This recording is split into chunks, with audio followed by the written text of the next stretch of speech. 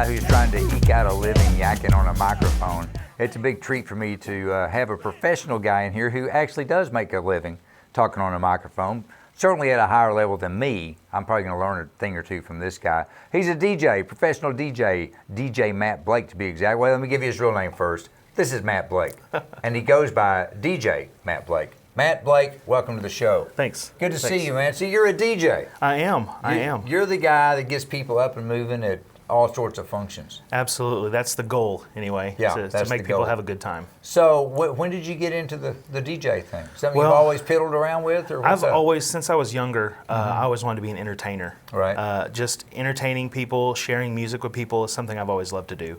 And so I was doing event hosting and emceeing for years, and decided to try my hand at mobile DJing about 6 years ago, and have absolutely loved every second of it. So you at least got on board to where you can carry a lot of songs on a laptop.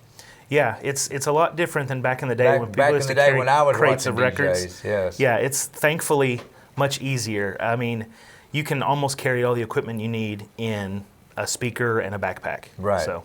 But let's face it, anybody can go out and buy that equipment, but it's what you bring to the table as an entertainer, quite frankly. It's true. I mean, you don't just want a guy that's going to hit a button and play a song. There's a little more to it than that. Yeah, there's quite a bit more to it than that. You know, people could have a jukebox at their wedding if they just wanted to hear music that they like. Oh, they could charge people to play music at their wedding and cover the cost of the wedding. That would be great. How about that?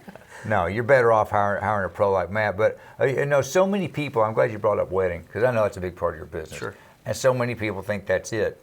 Give me some samples of other types of events you do that aren't weddings. Oh, I do a lot of birthdays. I've done probably 4 or 5 Sweet 16s birthdays just in the last month. Wow. I do a lot of kids' birthdays, school events. PTA has me out a lot. Corporate events, conferences, trade shows, that kind of thing.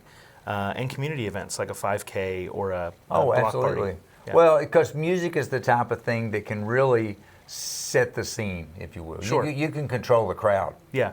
I mean, you can control the crowd. If you want people to get to the dance floor, you can get them off the seats and on the dance floor. Absolutely. If you want them to sit back down so we can do something else, you can control that as well. Absolutely. You know, it's after dinner, it's time to start dancing, and when you put on the Bee Gees, people cannot control themselves. They must dance. Yeah, well, put me on that list. I like the BJs. Yeah. Now, do you find out these days that people, is music cyclical? You mentioned the Bee Gees. Yeah.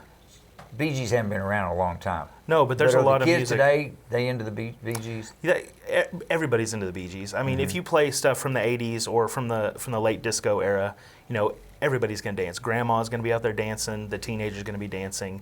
Everybody knows the Village People, the YMCA. Sure. There's some songs that go on forever, and everybody loves them. Journey is one. Oh, yeah. Don't Stop Believing. Absolutely. There's some songs that everybody's going to know. If you've educated your children well enough, they're going to know. Yeah. Okay. Yeah, true. Good parenting. So do you even get to the point to where you're showing people dance moves? I do that. A lot of times if they're having trouble, a lot of times at teenage birthday parties, kids are still shy, even with a group of their friends. You know, I'll get out there and show them how to do the line dance, you know. You guys know how to do the Macarena, come do it with me. Or the Cupid Shuffle, the Cha-Cha Slide, all that stuff. I'll get out there and lead the dance with them and have a good time myself. What are your thoughts on Baby Shark? Baby Shark, I'm adamantly opposed to Baby Shark. Sure. Unless the check clears, and then you're out there. Yeah, I'm sorry, Brian, we have to go to a commercial break now. Time for Baby Shark here. Talking with DJ Matt Blake, a guy who is a professional DJ guy. But also, you're talking about community events. So you're doing a 5K. Do you often, because you're going to have the voice, and frankly, you've had the experience and the equipment, are you doing announcements, thanking sponsors, introducing people, that kind of thing? Absolutely. So whether it's a wedding or a corporate event or like a community event, you know, I'll introduce people that are coming up. I'll let the crowd know what they need to be doing. Hey, we're going to cut the cake. We're going to start the race. We're going to do a drawing. So it's amazing. Once you have a microphone in your hand, a crowd of people will just do what you tell them to do. So that's kind of my favorite part, is having just a crowd do what I tell them to do. Well, in my experience, not just talking on a microphone, but attending events, a lot of times people see a microphone and think all of a sudden they too are a DJ.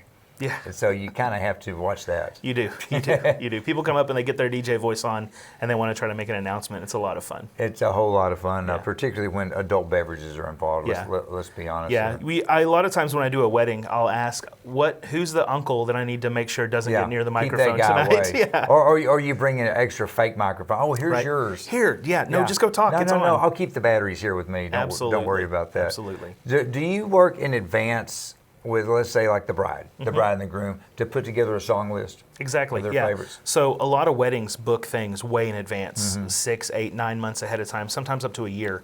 And what I'll do is I'll give them planning forms.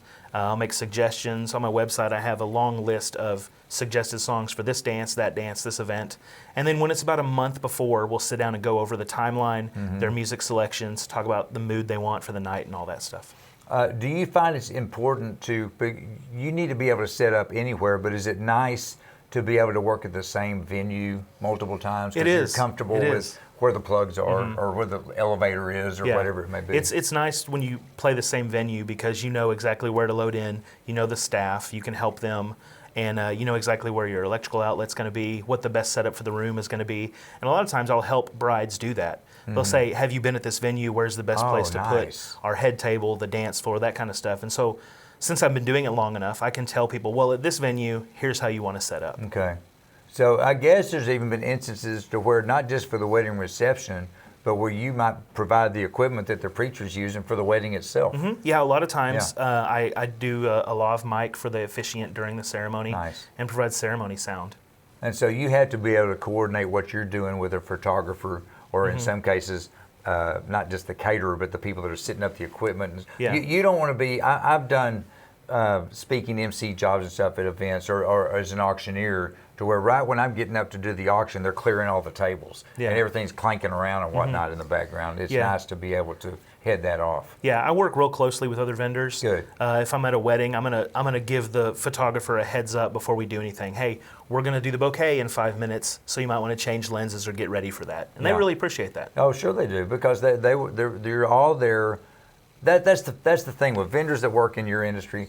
Everybody's there to make the big day for the client as big a day as it can be. Right. Because you're there to be just and a lot of times an important piece, but just a piece of the puzzle. Sure. And if everybody's working together, then everybody's happy at the end of the day. Yeah. Now, Exactly. to the point that you're going to get to where photographers are going to recommend you as a DJ and vice versa. You'd hope so, yeah. Yeah. And I have a lot of photographers I love to work with, and I definitely hand their name out. The venues I love to work at, I hand their names out when people are looking. Well, it's just nice, and again, it's nice when everybody realizes that we're all there for the same boss. Yeah, and that's that true. boss is the mother of the bride. Usually the mother of the bride and the bride tag Any team. Bridezilla stories you care to share? None that I will share with you. We'll be off the air here in a sec. I've got Right. to get some of those. Matt Blake, everybody. Is it a cyclical business? You do stuff year round, but I mean, you get towards the end of the school year, it's time for proms. There is a definite wedding season in Texas. People are not getting married in July too often. It's too stinking hot.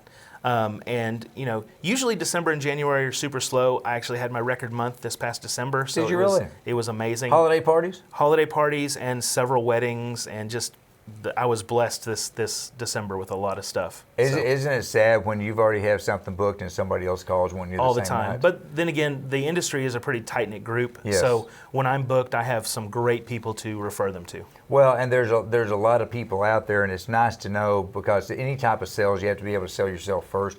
You're a great guy, very calm, very professional. I would feel quite comfortable if I was talking to you. I wanted to book you and you're booked. If you recommend somebody, I know it's coming from you. That's all I need to know. Yeah.